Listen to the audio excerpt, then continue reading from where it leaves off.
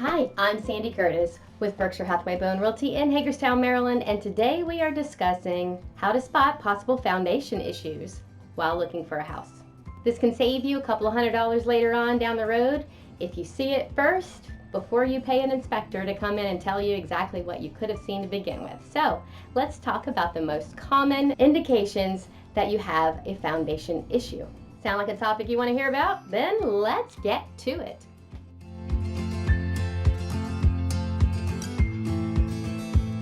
I wanted to bring basement foundation walls up as a conversation topic, something that you as a buyer or a seller should be cognizant of when buying and selling a house. Why am I saying buyer or seller?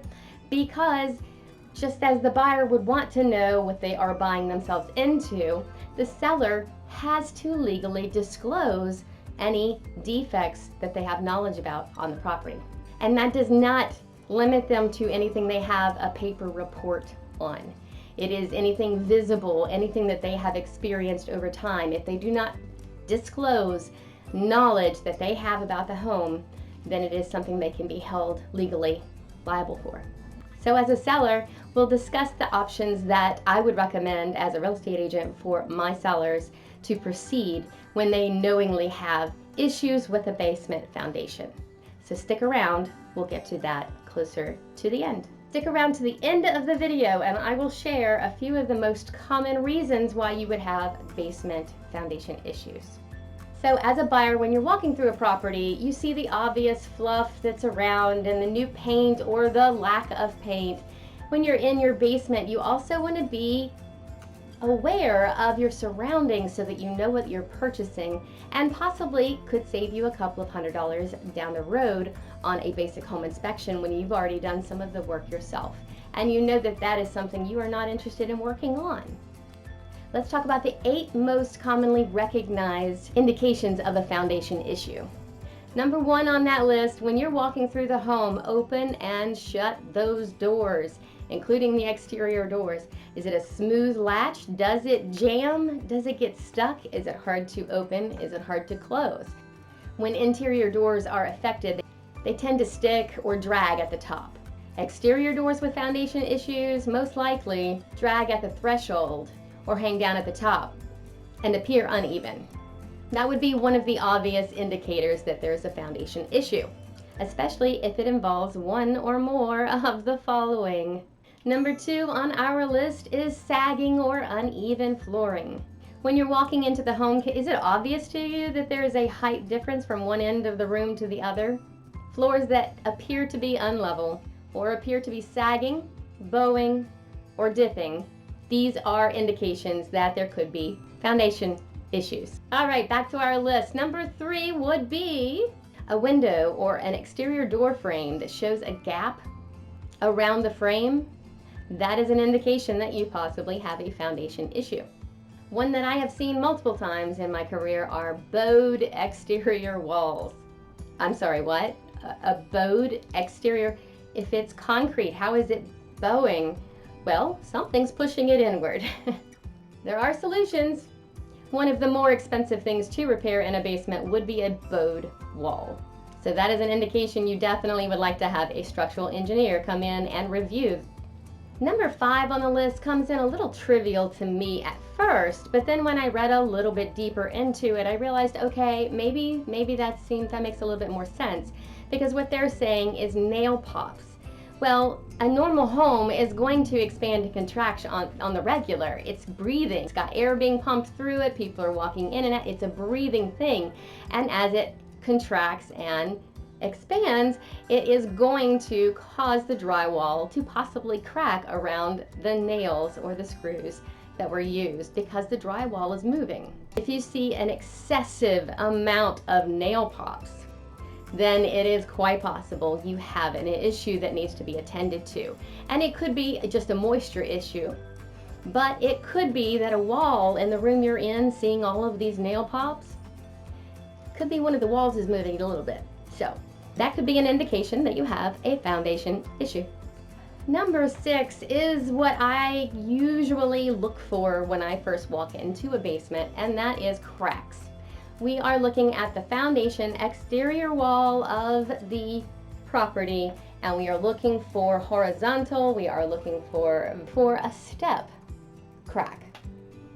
We don't want them, mind you, but we are looking for them because they could be indications of a possible foundation issue. A lot of basements are going to settle. Everything settles when you are building a home. It's a matter of, is it going to continue to keep moving? And that's where the cracks get larger and larger and larger over time. So you're going to want to watch the cracks. You're looking for any crack that is larger than 1/8 of an inch wide. It could be wider on one end and narrow on another. Look for water stains. That could be also an indication. I mentioned a stair-stepping effect. If you have a block wall, you're going to have the blocks themselves. And unless they crack, now if they crack, you have an issue that needs to be taken care of, because concrete blocks don't really crack without a lot of pressure, and that means something is shifting and it doesn't like it and it broke. Horizontal crack means that something is outside of the house and it is pushing it inward.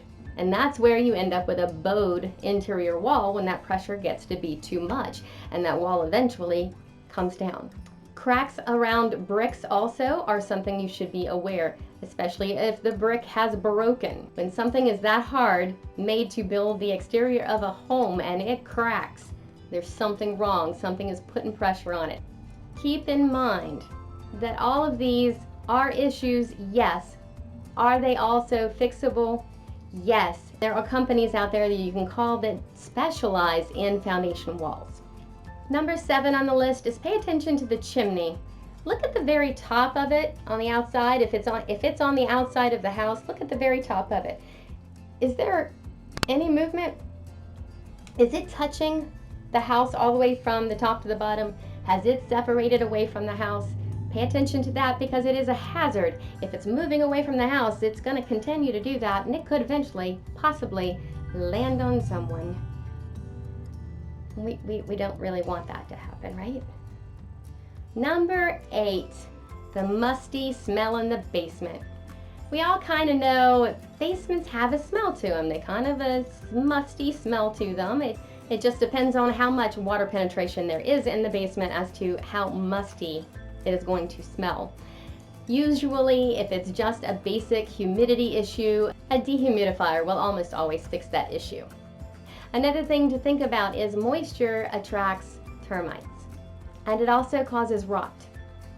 So if you smell moisture, it's most likely something that is year-round, and it should be taken care of sooner rather than later. We all know that moisture, unattended, can turn into mold, and mold can cause health issues. Myself and my husband tend to be our own little meter of mold. When I walk into a property, sometimes my sinuses will just immediately shut down. My husband gets headaches and he gets dizzy. You can't always see mold. If there is moisture in the basement, you should be testing for mold to make sure that you are healthy moving into the property. Mold can be remediated. As long as you take care of the water penetration issue to begin with, you can remediate mold, and it can be maintained. If it makes you feel queasy when you walk down there and the smell kind of gives you a headache, get out of the house. It is a health issue for you. Okay, sellers, if you are aware that you have a foundation issue, it is in your best interest to go ahead and have an engineer come out to the property and give you an estimate on how to repair the problem. Also fix it. That way you are disclosing the basement issue. You are also disclosing that you have fixed the basement issue, and the company that you used, make sure that they offer a warranty that will transfer to the buyer. So that covers them on that issue. When you are dealing with something of that effect, peace of mind can bring in a little bit more money on your sale versus doing it as is. As is means fire sale for a lot of buyers. You're going to get really low bids. You're going to have to price it lower because you know that it's going to need X amount of dollars in work. And you are also limiting yourself to people who can only purchase the home with cash or through a rehab type loan, because the majority of loans will not approve a buyer if the home has structural issues. So as a seller, you have the two options. You can sell it as is, disclose it up front, let everybody know about it, and you could also fix it and disclose it and give them the warranty to transfer with the sale of the property. So cover it up. It will bite you in the butt. Just don't do it. You must disclose if you have a defect in the property. And the moment that you have all been waiting for, the main #1 reason that you have issues in your basement. Go clean the gutters. Blocked gutters are the #1 reason that people have water in their basement. If the gutters, the downspout comes right to the house and it drops and it stops right there, where's the water gonna go? It's gonna go into the basement. Get a diverter, run it away from the house. When you see black marks in the corners of the basement, I can almost always guarantee it's going to be a gutter issue.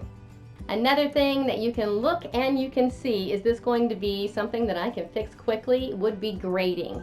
Is the dirt around the house going away from it? Is it level to it? Is it sloping back to it? You have an issue if it's level to it or if it's sloping back to it. You do not want it sloping back to the house because the rainwater is going to hit it and it's going to run into the house. It's going to cause a foundation issue. So I'm not saying don't buy the house that has the foundation issues. What I'm saying is know visibly when you're walking through a home what to look for so that you are aware if there are some things that you need to be concerned with and may need an estimate on repair for, and whether that is something you'd be interested in doing after the purchase of the home.